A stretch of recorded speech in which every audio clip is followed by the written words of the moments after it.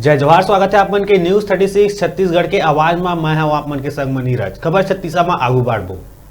एक तरफ जिहा कोरोना काल में लॉकडाउन लगे है, उहे भरतपुर क्षेत्र में रेत खनन माफिया मन लगातार फायदा उठाए के कोशिश में लगे रहिथे। सब्बो डहर बॉर्डर सील होए के भी ए माफिया लोगन आसानी ले अपन पकड़ बना के रेती खनन करे में बाज नहीं आवत है और शासन प्रशासन कार्रवाई करे के बजाय मुख्य दर्शक बने रहिथे। कोरिया जिला के भरतपुर विकास खंड में हरचोका के मवई नदी में रेत माफिया रेती निकाले के काम में लगे रहीन। रेती माफिया मन ला लगिस के लॉकडाउन में गांव के लोगन घर में कैद होही, जेकर चलत आसानी ले रेती निकाल लिए जाही, लेकिन उकर अंदाजा उलट हो गए। काफी संख्या में ग्रामीण जब विरोध करे लगिन त उल्टा पांव रेती माफिया भागे बर मजबूर हो गए।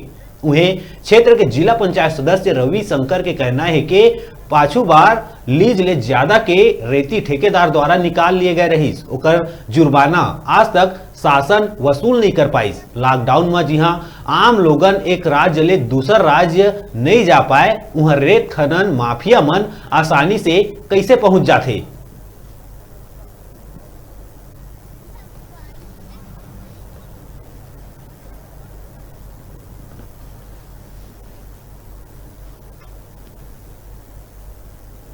मवई नदी में पुनः रेत का अवैध खनन का शुरुआत होने जा रहा था।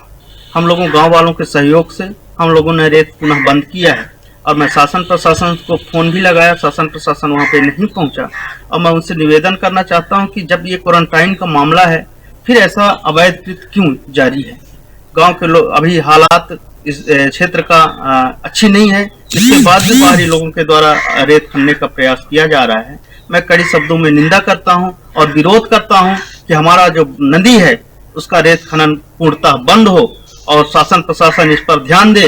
और साथ में मांग करता हूं कि जो अवैध रेता खनन लीज क्षेत्र से अधिक खुदाई हुआ था, लीज क्षेत्र से अधिक जो खुदाई हो गया था, उस रेत खनन का अलग से वसूली हो और वसूली के साथ साथ में जिसने भी प्रयास किया था उस पर भी कानूनी कार्रवाई करते हुए मशीन को जब्त करने का लिए मैं अपील करता हूँ।